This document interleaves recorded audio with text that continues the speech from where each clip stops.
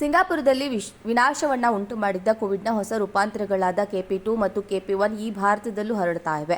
ಅಧಿಕೃತ ಅಂಕಿಅಂಶಗಳ ಪ್ರಕಾರ ಭಾರತದಲ್ಲಿ KP2 ರ 290 ಪ್ರಕರಣಗಳು ಮತ್ತು KP1 ರ 34 ಪ್ರಕರಣಗಳು ವರದಿಯಾಗಿವೆ. ಆದಾಗ್ಯೂ ಇವೆಲ್ಲವೂ JN1 ನ ಉಪಪ್ರಕಾರಗಳಾಗಿವೆ ಎಂದು ಕೇಂದ್ರ ಆರೋಗ್ಯ ಸಚಿವಾಲಯದ ಮೂಲಗಳು PTIಗೆ ತಿಳಿಸಿವೆ.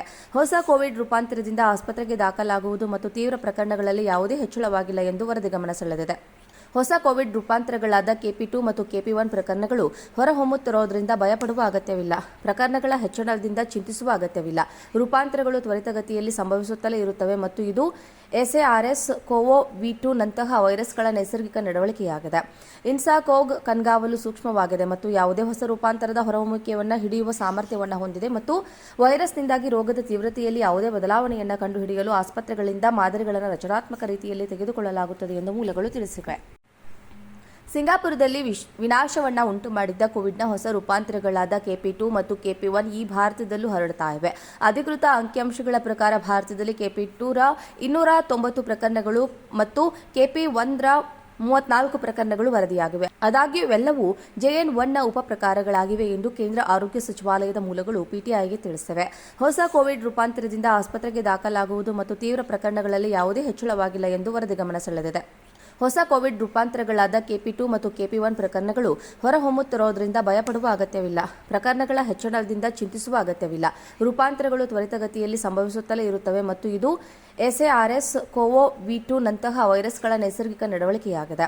ಇನ್ಸಾಕೋಗ್ ಕಣ್ಗಾವಲು ಸೂಕ್ಷ್ಮವಾಗಿದೆ ಮತ್ತು ಯಾವುದೇ ಹೊಸ ರೂಪಾಂತರದ ಹೊರಹೊಮ್ಮುವಿಕೆಯನ್ನು ಹಿಡಿಯುವ ಸಾಮರ್ಥ್ಯವನ್ನು ಹೊಂದಿದೆ ಮತ್ತು ವೈರಸ್ನಿಂದಾಗಿ ರೋಗದ ತೀವ್ರತೆಯಲ್ಲಿ ಯಾವುದೇ ಬದಲಾವಣೆಯನ್ನು ಕಂಡುಹಿಡಿಯಲು ಆಸ್ಪತ್ರೆಗಳಿಂದ ಮಾದರಿಗಳನ್ನು ರಚನಾತ್ಮಕ ರೀತಿಯಲ್ಲಿ ತೆಗೆದುಕೊಳ್ಳಲಾಗುತ್ತದೆ ಎಂದು ಮೂಲಗಳು ತಿಳಿಸಿವೆ. ಸಿಂಗಾಪುರದಲ್ಲಿ ವಿನಾಶವನ್ನ ಉಂಟು ಮಾಡಿದ್ದ ಕೋವಿಡ್ನ ಹೊಸ ರೂಪಾಂತರಗಳಾದ KP2 ಮತ್ತು KP1 ಈ ಭಾರತದಲ್ಲೂ ಹರಡ್ತಾ ಇವೆ. ಅಧಿಕೃತ ಅಂಕಿಅಂಶಗಳ ಪ್ರಕಾರ ಭಾರತದಲ್ಲಿ KP2 ರ 290 ಪ್ರಕರಣಗಳು ಮತ್ತು KP1 ರ 34 ಪ್ರಕರಣಗಳು ವರದಿಯಾಗಿವೆ. ಆದಾಗ್ಯೂ ಇವೆಲ್ಲವೂ JN1 ನ ಉಪಪ್ರಕಾರಗಳಾಗಿವೆ ಎಂದು ಕೇಂದ್ರ ಆರೋಗ್ಯ ಸಚಿವಾಲಯದ ಮೂಲಗಳು PTIಗೆ ತಿಳಿಸಿವೆ.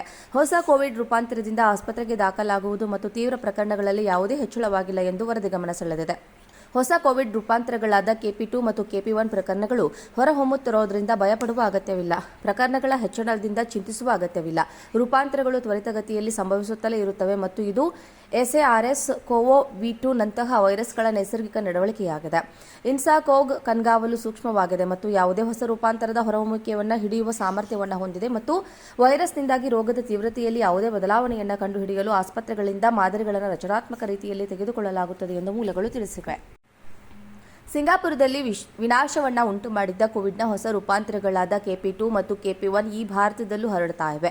ಅಧಿಕೃತ ಅಂಕಿಅಂಶಗಳ ಪ್ರಕಾರ ಭಾರತದಲ್ಲಿ KP2 ರ 290 ಪ್ರಕರಣಗಳು ಮತ್ತು KP1 ರ 34 ಪ್ರಕರಣಗಳು ವರದಿಯಾಗಿವೆ. ಆದಾಗ್ಯೂ ಇವೆಲ್ಲವೂ JN1 ನ ಉಪಪ್ರಕಾರಗಳಾಗಿವೆ ಎಂದು ಕೇಂದ್ರ ಆರೋಗ್ಯ ಸಚಿವಾಲಯದ ಮೂಲಗಳು PTIಗೆ ತಿಳಿಸಿವೆ. ಹೊಸ ಕೋವಿಡ್ ರೂಪಾಂತರದಿಂದ ಆಸ್ಪತ್ರೆಗೆ ದಾಖಲಾಗುವುದು ಮತ್ತು ತೀವ್ರ ಪ್ರಕರಣಗಳಲ್ಲಿ ಯಾವುದೇ ಹೆಚ್ಚಳವಾಗಿಲ್ಲ ಎಂದು ವರದಿ ಗಮನ ಸೆಳೆದಿದೆ. ಹೊಸ ಕೋವಿಡ್ ರೂಪಾಂತರಗಳಾದ KP2 ಮತ್ತು KP1 ಪ್ರಕರಣಗಳು ಹೊರಹೊಮ್ಮುತ್ತಿರುವುದರಿಂದ ಭಯಪಡುವ ಅಗತ್ಯವಿಲ್ಲ. ಪ್ರಕರಣಗಳ ಹೆಚ್ಚಳದಿಂದ ಚಿಂತಿಸುವ ಅಗತ್ಯವಿಲ್ಲ. ರೂಪಾಂತರಗಳು ತ್ವರಿತಗತಿಯಲ್ಲಿ ಸಂಭವಿಸುತ್ತಲೇ ಇರುತ್ತವೆ ಮತ್ತು ಇದು SARS-CoV-2 ನಂತಹ ವೈರಸ್ಗಳ ನೈಸರ್ಗಿಕ ನಡವಳಿಕೆಯಾಗಿದೆ. ಇನ್ಸಾಕೋಗ್ ಕಣ್ಗಾವಲು ಸೂಕ್ಷ್ಮವಾಗಿದೆ ಮತ್ತು ಯಾವುದೇ ಹೊಸ ರೂಪಾಂತರದ ಹೊರಹೊಮ್ಮುವಿಕೆಯನ್ನು ಹಿಡಿಯುವ ಸಾಮರ್ಥ್ಯವನ್ನು ಹೊಂದಿದೆ ಮತ್ತು ವೈರಸ್ನಿಂದಾಗಿ ರೋಗದ ತೀವ್ರತೆಯಲ್ಲಿ ಯಾವುದೇ ಬದಲಾವಣೆಯನ್ನು ಕಂಡುಹಿಡಿಯಲು ಆಸ್ಪತ್ರೆಗಳಿಂದ ಮಾದರಿಗಳನ್ನು ರಚನಾತ್ಮಕ ರೀತಿಯಲ್ಲಿ ತೆಗೆದುಕೊಳ್ಳಲಾಗುತ್ತದೆ ಎಂದು ಮೂಲಗಳು ತಿಳಿಸಿವೆ.